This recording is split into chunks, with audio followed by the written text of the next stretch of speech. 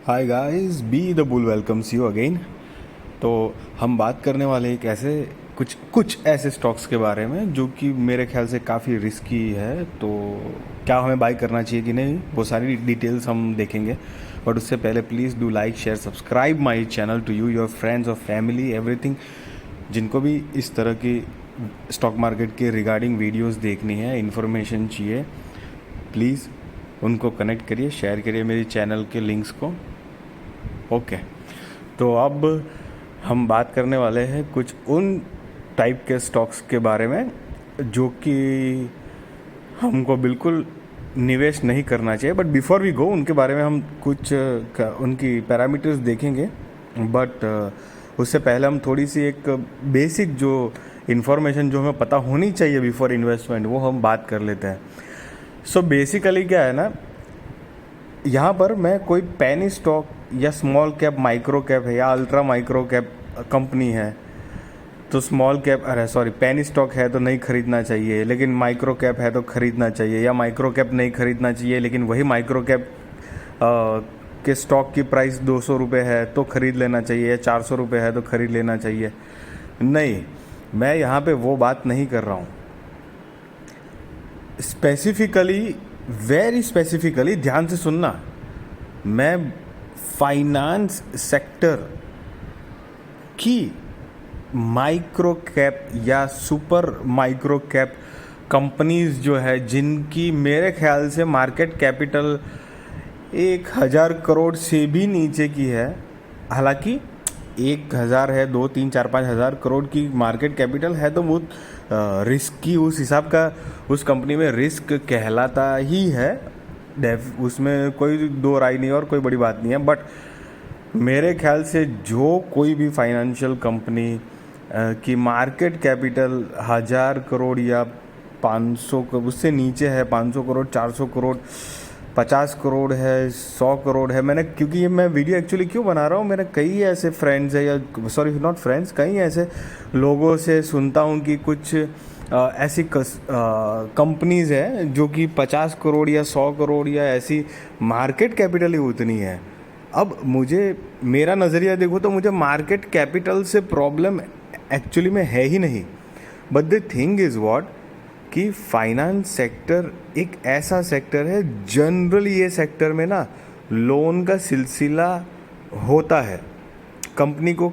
अरे in fact banks को भी कई सेटलमेंट बनाने लगाने के लिए दूसरी बैंक से कर्जा लेते हैं, अंदर ही अंदर कुछ टाइप चलता है। किसी तरह की एनबीएफसीज होती है जो कुछ कॉन्ट्रैक्ट बेस पे कुछ बॉन्ड्स करते हैं, पैसों का अलग तरीके से फाइनेंशियल सेटअप करते हैं, या कुछ तो मतलब कुछ ना कुछ ऐसे बोरोइंग्स के हिसाब में चलता ही रहता है। कभी गोल्ड गिरवे रख दिया।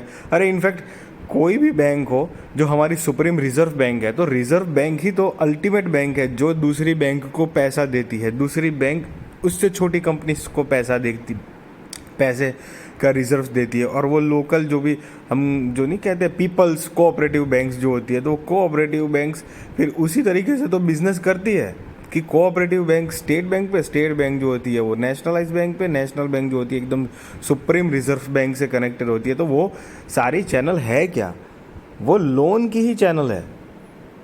अब ये मैं यहाँ पे लोन की बात क्यों कर रहा हूँ, मैं इसलिए कर रहा हूँ क्योंकि जब किसी भी कंपनी का मार्केट कैपिटल ही 50 करोड़ है, 100 करोड़ है, 150, 200, 500, 1,000 करोड़ तक का है, बिलीव मी गाइस, बहुत ही आसानी से कभी भी कोई से भी मोड़ पे वो कंपनी डूब सकती है।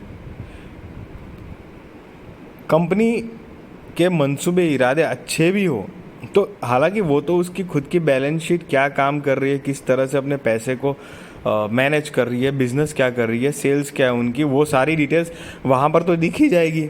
तो वो तो दूध का दूध पानी का पानी हो ही जाएगा। और ऐसा नहीं है कि जैसे कंपनी छोटी है तो वो कंपनी ने कभी मतलब इन्वेस्ट करना ही नहीं चाहिए, कभी बड़ी बन ही नहीं सकती है, नहीं, वो भी बात नहीं है।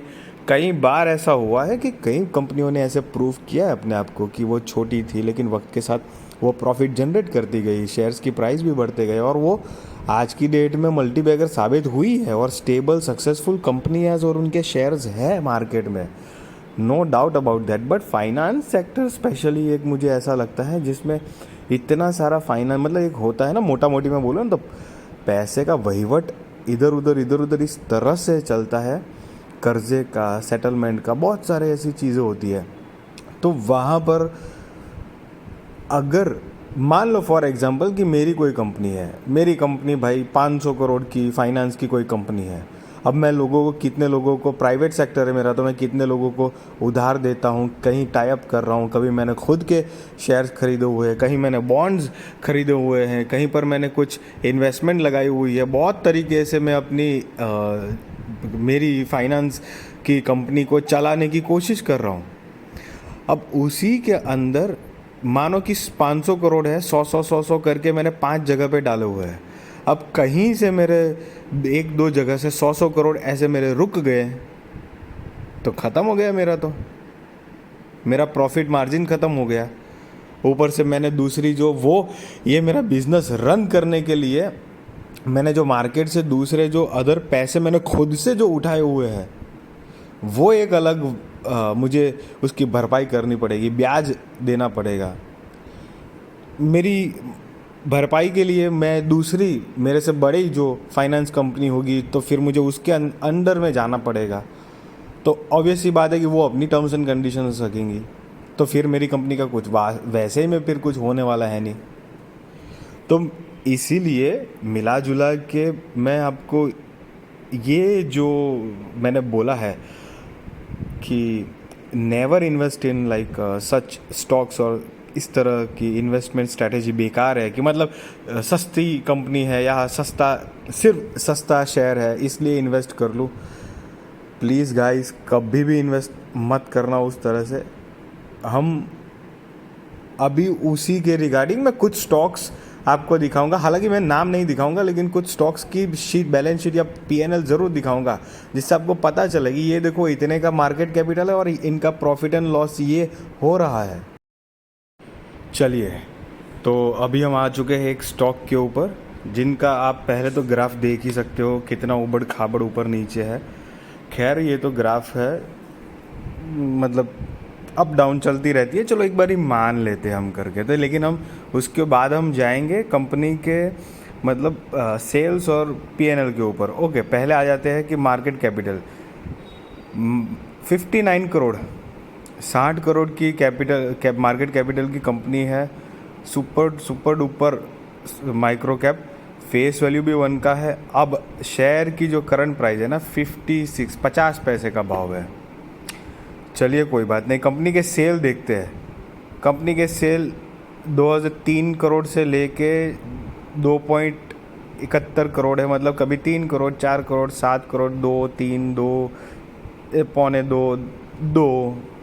2.71 ऐसे सेल्स है। चलो मान लेते हैं, हम एक्सेप्ट कर सकते हैं कभी कंपनी स्ट्रगल में होती है, फेस कर रही है, कभी प्रॉफिट जनरेट होता है, कभी नहीं होता है। अब यहाँ पे देखेंगे इंटरेस्टिंग पैरामीटर्स हैं देखने लायक, जैसे कि नेट प्रॉफिट है, तो नेट प्रॉफिट देखेंगे कभी 55 लाख, 8 लाख, कभी -5 लाख, 7 लाख, 11 लाख, 2 लाख, 1 लाख, 1 करोड़ 32 लाख। मतलब कंपनी कैसे ना कैसे कुछ ना कुछ तो प्रॉफिट दिखा रही है। तो चलो हम मान सकते हैं कि हाँ भाई कंपनी शायद स्ट्रगलिंग फेस में है, तो हो सकता है। बट सबसे बड़ा धमाका कहाँ पर है? प्रमोटर के ऊपर। देखिए प्रमोटर है ही नहीं, 2.79% प्रमोटर है, और बाकी क्या है? हमारी प्यारी जनता, पब्लिक। और उसमें से भी पिछले 2 क्वार्टर में तो वो 2.79 था, उसका भी जून और सितंबर में तो 1.5% की प्रमोटर की होल्डिंग हो गई है। सारा का सारा माल भाई पब्लिक में खपा दिया है प्रमोटर ने।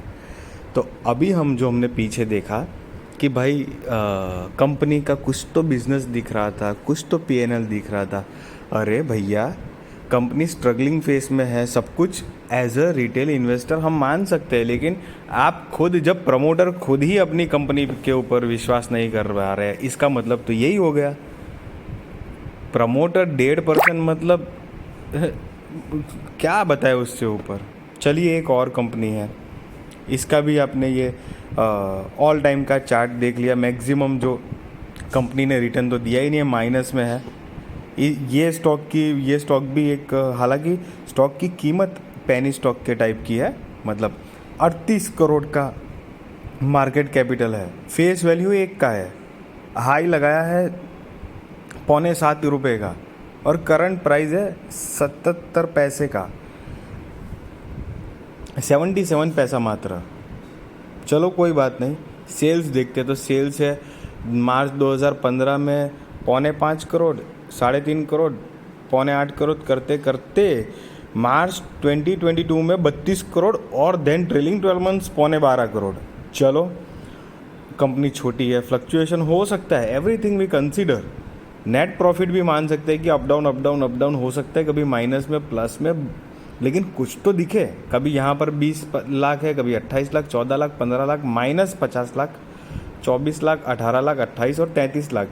चलो यहाँ पर ये भी हमें समझ में आता है कि कंपनी जो है वो प्रॉफिट जनरेट यहाँ पर भी कर रही थी, लेकिन again back to the point, promoter 12%। अरे कुछ तो प्रॉफिट जनरेट कर रही है, प्रमोटर को खुद को तो अपनी कंपनी पे भरोसा होना चाहिए यार। एक रीजनेबल लेवल पे भी प्रमोटर की होल्डिंग नहीं है। अभी यहाँ पर 12% है, इसलिए ये नहीं कि बहुत अच्छा है या बहुत बुरा है। कई ऐसी कंपनी है जिसमें प्रमोटर की होल्डिंग भी कम है, बट कंपनी बहुत सुपर्ब है। यहाँ पर मुझे नहीं लगता है, तो इस प्रकार की कोई भी शेयर हो, इस प्रकार के शेयर हो, तो प्लीज़ आप बच के रहिए। इस तरह की मुझे तो नहीं लगता है कि हमको इन्वेस्टमेंट करना चाहिए, I don't think so, but ये अल्टीमेटली आपका कॉल है। देखो मैं आपको एक सजेस्ट कर सकता हूँ, बाय और सेल रिकमेंडेशन नहीं हूँ, वो तो अल्टीमेटली वो जो कॉल है वो आपका कॉल ही रहेगा। आपको जिस तरह से सूटेबल हो you can do that, but मेरे हिसाब से अब जब कंपनी को भरोसा नहीं है, कंपनी का बिजनेस नहीं है, ना ही कुछ और है। अरे प्रमोटर्स, ये तो मैंने दिखाया, इसके अंदर भी अगर प्रमोटर देखेंगे ना तो कितने तो प्लेजिंग होंगे, प्लेज किए हुए पूरे सारे शेयर। तो ये जो होल्डिंग दिख रही होगी ना वो सिर्फ नाम की दिख रही होगी। तो कई सारे ऐसे चीज़ होती है, तो स्पेशली फाइनेंस सेक्टर में मुझे ऐसा लगता है कि इतनी छोटी कंपनियां, कुछ अंदर कुछ दिखता नहीं है ना, तो नहीं इन्वेस्ट करना चाहिए। हालांकि कई कंपनी, मतलब पेनी स्टॉक है या कंपनी छोटी है, मुझे उससे प्रॉब्लम नहीं है, बट मैं स्पेशली ये वीडियो ही इसलिए मैंने बनाया है कि फाइनेंस सेक्टर में इतनी छोटी कंपनी हो, मैं आपको सब यही कहूँगा कि बहुत सोच समझ के निवेश करना, या फिर अपने फाइनेंशियल एडवाइज़र को बिल्कुल पूछ लेना। गाइस, अगर ये वीडियो अच्छी लगी हो तो please do like, share, subscribe करिए, अपने दोस्तों के साथ शेयर करिए, फैमिली को दिखाइए और बेल का बटन दबा दीजिएगा ताकि आपको ऐसी इंपॉर्टेंट वीडियोस आपको मिलती रहे। Good bye, thank you.